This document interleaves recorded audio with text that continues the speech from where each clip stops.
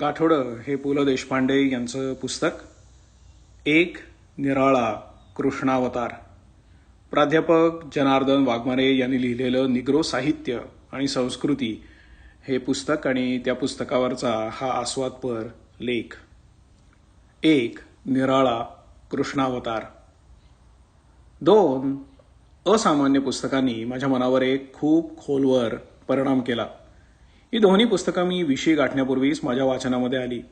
Uncle Tom's Cabin आणि All Quiet on Western Front. दोन्ही कादंबऱ्याच एक वर्णविद्वेषातून निर्माण होणारी मानवी जीवनातील भयानक शोकांतिका दाखवणारी, तर दुसरी युद्धातील व्यर्थता पटवून देणारी. जगाच्या वाङ्मयात ही दोन्ही पुस्तकं स्वतःचं स्थान टिकवून ठेवणारी आहेत. अगणित वाचकांना या कादंबऱ्यांनी अंतर्मुख बनवलेलं आहे. याचा अर्थ अंकल टॉम्स कॅबिनमुळे निग्रोंचे हाल संपले किंवा ऑल क्वाईट ऑन वेस्टर्न फ्रंटमुळे युद्ध संपुष्टात आली असं नव्हे. मानव समाजाचा चुका करण्याचा आणि त्या चुकांचा ताप एकमेकाला भोगायला लावण्याचा कार्यक्रम अखंड चालू असतो. अंकल टॉमच्या जीवनाच्या दर्शनानं निग्रो नसणाऱ्या अगणित वाचकांच्या डोळ्यांमध्ये पाणी आलं. पण आज खुद्द अंकल टॉम हा निग्रो दृष्टीला रुचणारा माणूस राहिलेला नाही. कृष्ण वर्णीयेतर लोकांचा "अरे बिचारा अंकल टॉम" हा उद्गार आधुनिक जगातल्या निग्रोला अपमानास्पद वाटतो. हे खरं आणि योग्यही असलं तरी अंकल टॉमच्या लेखिकेनं निग्रो जीवांवर चैन भोगणाऱ्या गोऱ्या लोकांपैकी काहींचं तरी लक्ष स्वतःच्या अमानुषतेकडे वळवलं यात शंका नाही. आज हरिजन हा शब्द भारतीय दलितांना काट्यासारखा जरी रुतत असला तरीही इतक्या व्यापक प्रमाणावर अस्पृश्यतेच्या अमानुष रूढीकडे महात्मा गांधींनी लक्ष वेधलं ही वस्तुस्थिती अमान्य करून चालणार नाही. रोगाचं निदान आणि उपाययोजना बरोबर नसेलही, पण समाजपुरुष एका भयंकर रोगानं पोखरला जातो आहे हे सांगणारा महाभाग योग्य वेळी उभा राहणं आवश्यक असतं. निग्रोंच्या प्रश्नाबाबत अंकल टॉम्स कॅबिननं हे कार्य केलं. त्या गोऱ्या लेखिकेनं तिच्या अनुभवांच्या विश्वाशी प्रामाणिक राहून निर्मिलेली ही साहित्यकृती होती. त्यानंतर आलेल्या रिचर्ड राईटसारख्या निग्रो लेखकाची ह्या देशात जगणं म्हणजे रोज विषाचा स्वाद घेत राहणं आहे. To live in this land is to breathe poison every day ही अनुभूती तिला येणं शक्य नव्हतं. हा सारा आधुनिक इतिहास निग्रोंमधील अस्मिता जागी झाल्याचा आहे. आमचे प्राध्यापक जनार्दन वाघमारे त्यांनी अमेरिकन निग्रो साहित्य आणि संस्कृती या सुमारे 250 पानाच्या संग्रहात त्या जागृतीचा इतिहास आणि वर्तमान अभ्यासपूर्वक मांडलेला आहे. अभ्यासपूर्वक म्हटल्याबरोबर दुर्दैवानं आपल्याकडे पुस्तकातून सर्वसामान्य वाचकाशी संवाद साधण्याच्या यशस्वीतेविषयी शंका निर्माण होते. तसल्या पंडिती दुर्बोधतेपासून हे पुस्तक मात्र वाचलेलं आहे हे आधीच सांगायला हवं. पुस्तक आणि वाचक संबंध अनेक प्रकारचे असतात. एका सृजान मनाशी आपलं नातं जुळवायचं आहे या भावनेनं पुस्तकाकडे जाणारा वाचक हाच साहित्यकलेच्या संदर्भात महत्वाचा मानायला हवा. तसला वाचक समाजात आपोआप तयार होत नसतो. पुस्तकाला माणसाच्या आयुष्यात गरजेचं स्थान मिळावं ही ओढ चांगल्या साहित्यिकाला असते. ही गरज निरनिराळ्या काळामध्ये निरनिराळ्या प्रकाराची असेल. साहित्य हा जीवनातल्या सर्व घटनांना धरून चाललेला संवाद असतो. कधी तो सुखसंवाद असतो तर कधी सुखाच्या कल्पनेला डिवचणारा असतो. कधी स्वप्न गोंजारतो तर कधी स्वप्नातले स्वप्न पण दाखवून सत्याकडे खेचून नेतो. निसर्गाप्रमाणे साहित्यातही विध्वंस आणि विकास याची विचारचक्र फिरत असतात. त्यातूनच सामाजिक आचारचक्र फिरवायची चेतना मिळत असते. जुने जाऊ द्या मरणा लागुनी म्हटल्याशिवाय प्राप्त काल हा विशाल धूधर सुंदर लेणी तयात खोदा, प्राप्त काल हा विशाल भूधर सुंदर लेणी तयात खोदा असं म्हणायला अर्थ नसतो. नुकताच विध्वंस आणि सौंदर्याची नुकतीच उपासना ही निरुपयोगी असते आणि म्हणूनच त्यातून जगण्याला सामर्थ्य लाभत नाही. असं समर्थपणानं जगणं जेव्हा नाकारलं जातं त्यावेळी लेखणीला शस्त्र व्हावं लागतं. निग्रो लेखणी ही अशी आयुध होऊन कशी उठली आणि प्राप्त कालाच्या विशाल भूधरावर तिनं नाना प्रकारची लेणी खोदायला कशी सुरुवात केली, त्या लेण्यांची स्वरूपं कुठली, त्यांचं सामर्थ्य कशामध्ये आहे, शब्दांबरोबर सूर आणि जात सारखे माणसाला मुक्ततेचा अनोखा साक्षात्कार घडवणारे ताल कसे आले, याचा प्रचार वाघमारे यांनी त्रोटक पण परिणामकारक इतिहासामध्ये लिहिलेला आहे. एखाद्या व्यक्तीच्या जीवनपटासारखा अमेरिकन निग्रोंच्या मुक्तीलढ्यामध्ये या सांस्कृतिक क्षेत्रातला इतिहास त्यांनी उलगडत नेला आहे. हा इतिहास वाचताना प्रामुख्याने एक गोष्ट स्पष्ट होती, ती म्हणजे मुक्ती ज्या माणसांना गुलामीत टाकलं त्यांना दान म्हणून बहाल करायची गोष्ट नव्हे. अस्पृश्यतेचा शाप देणाऱ्यांनी वत्सा तुझं प्रत कल्याण असो म्हणून द्यायचा हा उशाप नव्हे. एकदा हक्काची जाणीव झाली की मेहरबानीची भाषा संपते.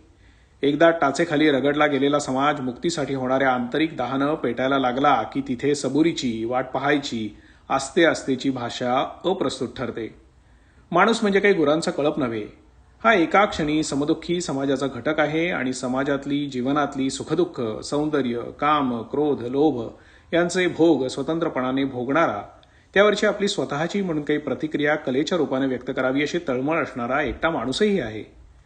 त्याचं साहित्य, त्याचं मानस, ज्या मनुष्य समूहामध्ये तो राहतो, मोडतो, त्याचं समूह मानस या दोन्ही धाग्यांना मिळणाऱ्या ताण्याबाण्यातूनच तयार होणार.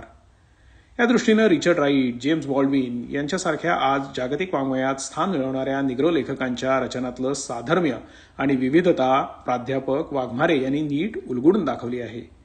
शेवटी केवळ दलित साहित्याच्याच नव्हे तर एकूण साहित्यासंबंधी आस्था ठेवून वाचणाऱ्या प्रत्येकाने ही भूमिका समजून घ्यायला हवी. ब्लॅक इज ब्युटिफुल हा आत्मविश्वास निर्माण करण्यापर्यंतचा हा कलेचा प्रवास लक्षात घेण्यासारखा आहे. साहित्य समीक्षेच्या ग्रंथांनी मूळ ग्रंथाकडे जायची वाचकाची ओढ वाढवली पाहिजे. प्राध्यापक वाघमारे यांनी ही ओढ वाढवली आहे. यातच त्यांचं यश आहे. हा ग्रंथ वाचताना निग्रो साहित्यिकांच्या लेखनातले जे आवश्यक उतारे प्राध्यापक वाघमारे यांनी मुद्द्याच्या स्पष्टीकरणासाठी दिलेले आहेत, तेवढ्यातून सुद्धा या साहित्याविषयीच नव्हे तर निग्रोंविषयीचा नवा जिव्हाळा उत्पन्न होतो. रिचर्ड राईट हा निग्रो लेखक आपल्या आईबद्दल लिहितो, माझ्या आईच्या वेदना माझ्या मनामध्ये प्रतिमा होऊन राहिल्या होत्या. त्यात सामावलं होतं सारं दारिद्र्य, सारं अज्ञान, असहाय्यता, वेदनामयता, भांबावलेपणा, भुकेने व्याकुळलेपणा. त्या भुकेने व्याकुळलेले ते दिवस आणि रात्री, अस्वस्थ भ्रमंती, निष्फळ प्रतीक्षा, अनिश्चितता, भीती, भयानकता, निरर्थक यातना आणि अपार दुःख.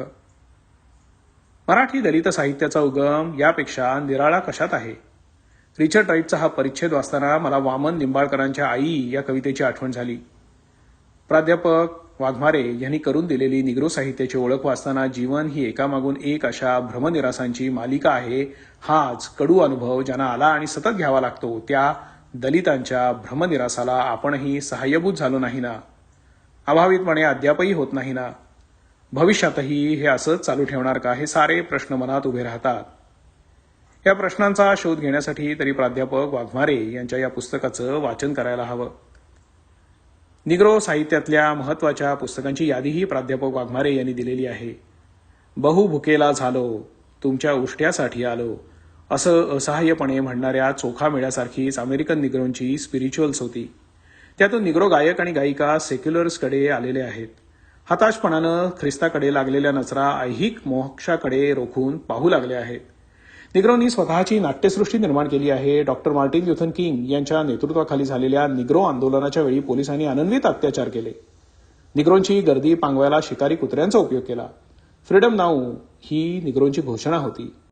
एका पोलिसानं त्या मोर्चातल्या 7-8 वर्षाच्या मुलीला विचारलं, काय ग पोरी, तू कशाला इथे, तुला काय हवंय? ती पोर म्हणाली, फ्रीडम नाऊ, या क्षणी स्वातंत्र्य. मानवी न्याय मिळवण्यासाठी मनात निर्माण झालेल्या द्वेषातून कधीकधी दंगाही उफाळतो. असला दंगा ही ज्यांचं नाव गावही कधी ऐकलं गेलेलं नसतं त्यांची भाषा असते, असं डॉक्टर मार्टिन ल्युथर किंग यांच्यासारखा अहिंसावादी थोर पुरुष म्हणतो. ही भाषा वेगवेगळ्या सप्तकातून व्यक्त होत असते, कधी तीव्र, कधी अतितीव्र, कधी मंद्रात, कधी मध्य सप्तकात.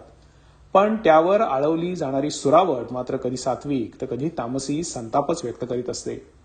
या चळवळीचं ध्येय जरी केवळ कृष्णवर्णीय निग्रो असल्याच्या अपराधासाठी मानेवर बसलेल्या गुलामगिरीचं जोखड फेकून देणं हे असलं तरी त्यासाठी निरनिराळ्या निग्रो प्रतिभावंत, विचारवंत आणि इतर कार्यकर्त्यांनी निरनिराळ्या वाटा स्वीकारल्या. यातल्या विद्रोही साहित्याला लिटरेचर ऑफ नेसेसिटी, गरजेपोटी निर्माण झालेलं साहित्य असं म्हटलं जातं. घर पेटवल्याची जाणीव होता क्षणी जे हाती लागेल त्याचा उपयोग आपण आग विझवण्यासाठी करतो. मग ते पाणी असो, माती असो. विशिष्ट प्रकारचा अन्याय सामुदायिक रीतीनं जाणवायला लागल्यावर निर्मिती करू शकणाऱ्या ज्यांच्या शक्ती जिवंत असतात त्यांच्या लेखणीतून विद्रोहाच्या कृती तयार होत असतात. त्याबरोबरच ही निर्मिती कलेच्याद्वारे होत आहे याचं भान सुटून चालत नाही. निग्रोंच्या ब्ल्यूज गायनातून त्वेष प्रकटला, पण त्यामुळे संगीतातल्या सुराचं आणि लयबंधनाचं भान निग्रो कलावंतांनी सुटू दिलं नाही आणि म्हणूनच तो संताप अधिक क्षणिक भडका न ठरता मनावर कायमचा ठसा उमटवणारं रूप त्याला लाभलेलं आहे. प्रत्येक प्रतिभावंती निग्रो साहित्यिकाला केवळ काला आदमी म्हणून भोगाव्या लागणाऱ्या दुःखांची जात एकच असली तरी त्या दुःखाला कथा, कादंबरी, नाटक, कविता, गीत ह्यातून वाट फोडताना त्यानं त्यातून कलावंत म्हणून स्वतःचं स्वतंत्र असलेलं व्यक्तिमत्वही अस्तित्वही कसं फुलवत नेलं आहे याचं विवेचन वाघमारे यांनी नेमकेपणाने केलं आहे. आपल्या दलित साहित्याप्रमाणे निग्रो साहित्य हा देखील एका पायदळी तुडवल्या गेलेल्या मानव समाजानं केलेला आक्रोश आहे. एकेकाळी तो वेदनेतून फुटणाऱ्या किंकाळीसारखा असहाय्य होता. आता त्याला संतापाची धग लाभलेली आहे.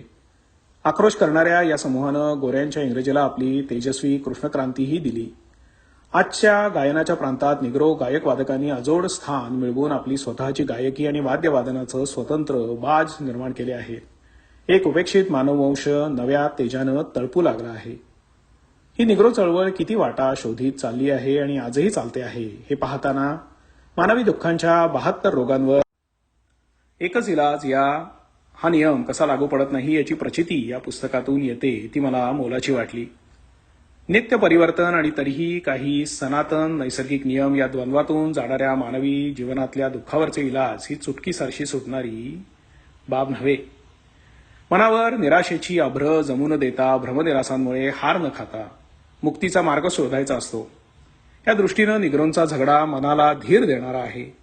मानवी समाज अधिक सुदृढ करता येईल असा विश्वास वाढवणारा आहे आणि म्हणूनच समदुःखी मानव समुदायांनी अधिक जवळ यायला हवं आहे. ही जवळीक साधायचं फार मोठं सामर्थ्य कलेमध्ये असतं. विसर साऱ्या यातना अन विसर साऱ्या वेदना, विसर साऱ्या यातना अन विसर साऱ्या वेदना, आजच्या रंका उद्याचा तू राव होणार रे. यासारखं एखादं ब्लूज गीत गात हजारो निग्रो कंठातून फुलताना जे सामर्थ्य आणि आत्मविश्वास उत्पन्न करून जातं ती किमया घडवणं फक्त कलेलाच शक्य आहे. महाराष्ट्रात दलित साहित्याच्या रूपानं नवीन सामाजिक जाण येते आहे. अशा ह्या समाज चक्र परिवर्तनाच्या काळामध्ये प्राध्यापक जनार्दन वाघमारे यांनी परिश्रमपूर्वक आणि सुबोध शैलीमध्ये लिहिलेला हा ग्रंथ दलित या संज्ञेचं व्यापक स्वरूप दाखवून गेला. सर्वत्र खुणा माझ्या घरच्या मजला दिसताहेत या भावनेनं जगू इच्छिणाऱ्यांनी हा ग्रंथ आणि निग्रो साहित्य वाचायला हवं.